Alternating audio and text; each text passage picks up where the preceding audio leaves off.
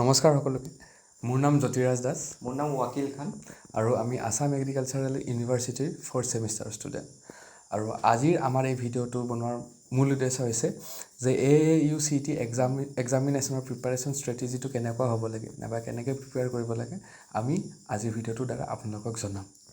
চোৱা, মানে যিহেতু এক্সাম টাইমটো চবেই গম পোৱা, 2 আৱাৰ্ছৰ এক্সাম থাকে নৰ্মেলি আৰু 160টা কুৱেশ্যন।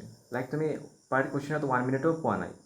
তো এতিয়া বহুতৰ ডাউট আছিল যে নিউমাৰিকেল বেছি আহিব নেকি, লং লেন্থি নিউমাৰিকেল এইবোৰ। তো তেনেকুৱা বাৰু নহয়। এতিয়া তোমালোকে নিজে ফেকচুৱেল চোৱা, তুমি কিছুমান 90% কুৱেশ্যন এনেকুৱা পাবা লাইক 1 ছেকেণ্ডত টিক কৰিব পাৰিবা। তো তেনেকুৱা নাহে বাৰু। আৰু এনেও নিউমাৰিকেল 4-5টা মানে আহিব, বেছি নিউমাৰিকেল নাহে। কনচেপ্ট বেছ কুৱেশ্যন মই যেতিয়া এক্সাম দিছিলোঁ কনচেপ্টচুৱেল কুৱেশ্যনছ বেছি পাইছিলোঁ ফিজিক্সৰ। আৰু মানে মেইনলি চেপ্টাৰ্ছত যে চামাৰীবিলাক ভালকৈ চাই যাবা আৰু ফৰ্মুলা মেইন কেইটা ফৰ্মুলা চাই গ'লে হ'ল। আৰু গোটেই ফৰ্মুলা তুমি ৰাট্টাফিকেশ্যন মাৰা আৰু কমপ্লেক্স ফৰ্মুলাছ নাই। নিটতকৈও ইজি লেভেলত আহে ফিজিক্স কেমেষ্ট্ৰি। আৰু মানে JEE লেভেলৰ ফিজিক্স কেমেষ্ট্ৰি চাব নালাগে। আৰু এতিয়া মই এটা ইম্পৰ্টেণ্ট এটা কথা ক'ম আৰু যে যোনবিলাক আনৰিজাৰ্ভ কেণ্ডিডেট থাকে আৰু আনৰিজাৰ্ভ কেণ্ডিডেটৰ মাজত এনেও কম্পিটিশ্যন এনেও বেছি থাকে। আৰু বায়'লজি মোটামুটি চবেই পাৰে, বায়'লজি চবৰে ধৰক হাতৰ মুঠিতে থাকে। চ' সেইটোৰ চিন্তা নাই। কিন্তু মেইনলি আপোনালোকৰ ৰেংকটো ডিচাইড কৰে ফিজিক্স আৰু কেমেষ্ট্ৰি। সেই আনৰিজাৰ্ভ কেণ্ডিডেটবিলাকৰ এটা মানে মই সিহঁতক স্পেচিয়েলি গুৰুত্ব দিম সেই বস্তুটোত, ফিজিক্স আৰু কেমেষ্ট্ৰি যাতে সিহঁতে একদম গ্ৰিপত ৰাখে নিজৰ। এতিয়া ফিজিক্স কেমেষ্ট্ৰি কিছুমানৰ কুৱেশ্যন ডাউট আছিল আমাৰ মানে পেইড বেটছত। সেইখিনি বাৰু আমি দি দিছোঁ, 800+ কুৱেশ্যন ছেট কৰিছিলোঁ, মেক্সিমাম আমি গমেই পোৱা চাগে। তো কি হ'ল, তাতে আমি ফিজিক্সৰ থিয়ৰী মেইন ফ'কাছ কৰিছিলোঁ।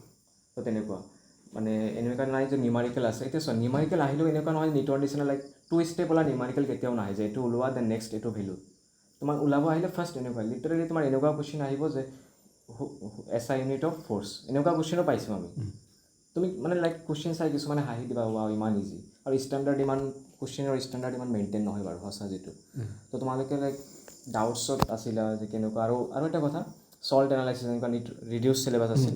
এতিয়া চোৱা, ক্লাছ 12ৰ মানে হাই ছেকেণ্ডেৰী চিলেবাছ ফ'ল' হয় আছাম বৰ্ডৰ 11-12ৰ। তো তাতে আমাৰ যেনেকুৱা পি ব্লক নাই, বাট নিটত কি কম্পাউণ্ড পাৰ্টখিনি নাই, জাষ্ট বাকী আছে। তো এতিয়া অফিচিয়েল নটিফিকেশ্যন মতে আহিব আছাম বৰ্ডৰ চিলেবাছ। তো চল্ট এনালাইচিছত কিছুমান পাৰ্ট লাইক কেটায়নছ আছে, টেষ্টবোৰ আছে, সেইখিনি চাই যাবা, ৰিস্ক লৈ লাভ নাই। দেন বায়'ত কিছুমান এক্সট্ৰা কুৱেশ্যন আহে, সেইখিনিও আমাৰ PDFত এড হৈছে বাৰু। এতিয়া যোনে আমাৰ হোৱাটছএপ গ্ৰুপত এড হোৱা নাই, এড হৈ যাবা, তাতে পাই যাবা বাৰু। আৰু কিবা আছিল নেকি? আৰু যদি আৰু কিবা এক্সট্ৰা কুৱেৰিজ থাকে আমাক DM কৰিব পাৰিবা আমাৰ হোৱাটছআপ গ্ৰুপত এড হৈ যোৱাৰ পিছত।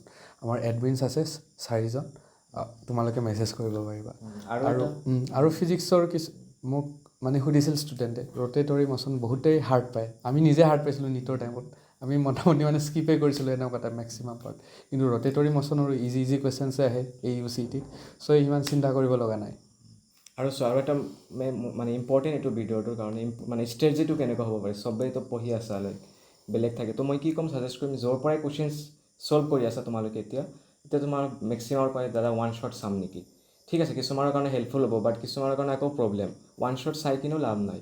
তুমি আমাৰ যিমানখিনি পেইড বেটছত আছা সিহঁতক মই কৈ দিছোঁ বাৰু, এতিয়া চবকে কৈ আছোঁ, য'ৰ পৰাই কুৱেশ্যন ছল্ভ কৰা তোমালোকে এক কাম কৰা, কুৱেশ্যনটো চোৱা, দেন তাৰ অপশ্যনখিনিও চাবা, দেন কপি এটা হাতত ল'বা, দেন চাবা যে কাৰেক্ট এনচাৰৰ লগত মানে থিয়ৰী বেছ, যিহেতু নিউমাৰিকেল নহয়। এনেকুৱা নিউমাৰিকেলটো চোৱা এনেকুৱা হয়, লাইক এটা কুৱেশ্যন পাৰিলে তুমি 10টা পাৰিবা, বাট থিয়ৰীটো তেনেকুৱা নহয়। তো তোমালোকে যি নতুন কনচেপ্ট লৈ আছে এটা কপিত লিখা ফাৰ্ষ্টত, অলপ টাইম যাব বাৰু। এতিয়া 15-20 দিন যিয়ে আছে এক্সামৰ কাৰণে, এইখিনি অলপ ট্ৰাই কৰা। আমাৰ কুৱেশ্যন যিখিনি লৈছা বা আমি ইউটিউবতো আছে যিমানখিনি, সেইখিনি তেনেকুৱা প্ৰিপেৰেশ্যন কৰা, লাইক কুৱেশ্যনৰ পৰা কিবা এটা শিকি লোৱা, দেন চাবা বহুত কুৱেশ্যন এনেকুৱা কমনো পৰিব। আৰু বহুতে ধৰা এক্সাম দিয়াৰ আগতে নিট কোচিং কৰে, মেক্সিমামে মোটামুটি 99% ষ্টুডেণ্টছে কৰে। তোমালোকে যি কোচিংছত আছিলে সেইবিলাকৰ মডিউলছ নিশ্চয় তোমালোকে পাবা। তাৰে নিটত যোনবিলাক কুৱেশ্যনছ আছে ফিজিক্স কেমেষ্ট্ৰি নাইবা বায়'লজিৰো সিমান হাৰ্ডবিলাক নহয় আৰু জাষ্ট NCERT বেষ্ট। আৰু ফিজিক্স কেমেষ্ট্ৰি ইজি লেভেলকেইটা নিজৰ মডিউলছবিলাকৰ পৰা কৰিব পাৰিবা। আৰু নৰ্মেলি কিছুমান বুকৰ ৰিকমেণ্ডেশ্যন লাইক তুমি ফিংগাৰ টিপছটো চাব পাৰা, তাতে থিয়ৰী বেষ্ট অলপ থাকেই বাৰু। আৰু বায়'ৰ প্ৰেক্টিছৰ কাৰণে তুমি এতিয়া চোৱা, বায়'ত এনেকুৱা নালাগে যে ঢেৰ সাৰা কুৱেশ্যন প্ৰেক্টিছ কৰা। NCERTটো অলপ ভালকৈ পঢ়া, এইকেইদিন বায়'টো এটলিষ্ট ফিজিক্স কেমেষ্ট্ৰি এনেও নৰ্মেলি কোনেও নপঢ়া, বাট বায়'টো এটলিষ্ট পঢ়া, যাতে বায়'টো 80ৰ ভিতৰত 75টা কাৰেক্ট থাকে কিছুমানত। এতিয়া যোনে ভেটৰ টাৰ্গেট কৰি আছে তাৰতো লাইক 140-145 আপ লাগিবই।